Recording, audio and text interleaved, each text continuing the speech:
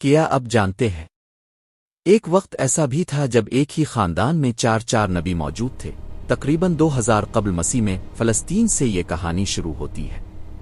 حضرت ابراہیم علیہ السلام، جن کی مثال تاریخ میں نہیں ملتی، انہیں آگ میں ڈالا گیا مگر وہ جلے نہیں، انہیں جلا وطن کیا گیا مگر وہ جھکے نہیں، انہوں نے پوری زندگی لوگوں کو حق کی طرف بلاتے گزار دی۔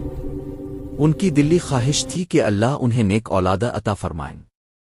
اسی جلاوطنی کے دوران جب حضرت ابراہیم علیہ السلام اپنی زوجہ محترمہ کے ساتھ ایک علاقے میں پہنچے تو وہاں کے حکمران کی نیت بی بی سارہ کی خوبصورتی کی وجہ سے خراب ہو گئی۔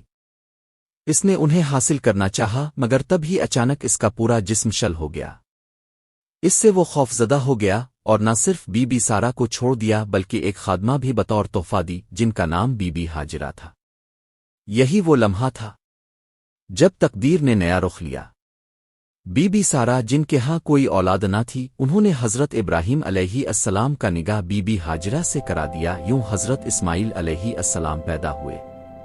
پھر اللہ نے مزید کرم فرمایا۔ ایک رات 3 اجنبی آدمی آئے۔ حضرت ابراہیم علیہ السلام نے انہیں دیکھ کر کچھ خوف محسوس کیا تو انہوں نے کہا، ڈریے نہیں، ہم آپ کو ایک بیٹے کی خوشخبری سنانے آئے ہیں۔ یہ سن کر بی بی سارہ ہنس پڑیں کیونکہ وہ بوڑھی تھیں اور بانجھ بھی۔ پھر بی بی سائرہ کے یہاں حضرت اسحاق علیہ السلام کی پیدائش ہوئی۔ تینوں مذاہب، یہودیت، عیسائیت اور اسلام، حضرت اسحاق علیہ السلام کو مانتے ہیں مگر قربانی کے معاملے میں اختلاف ہے۔ توریت کے مطابق قربانی کے لیے حضرت اسحاق علیہ السلام کو چنا گیا جبکہ اسلام کے مطابق وہ حضرت اسماعیل علیہ السلام تھے۔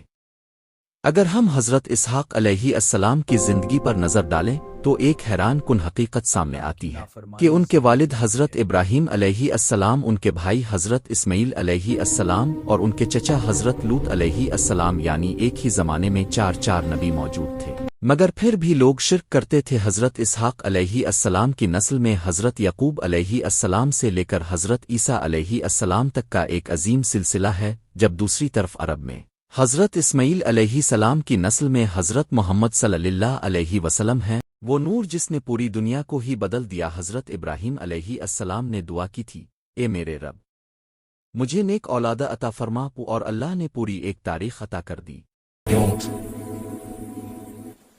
Please subscribe, like and share.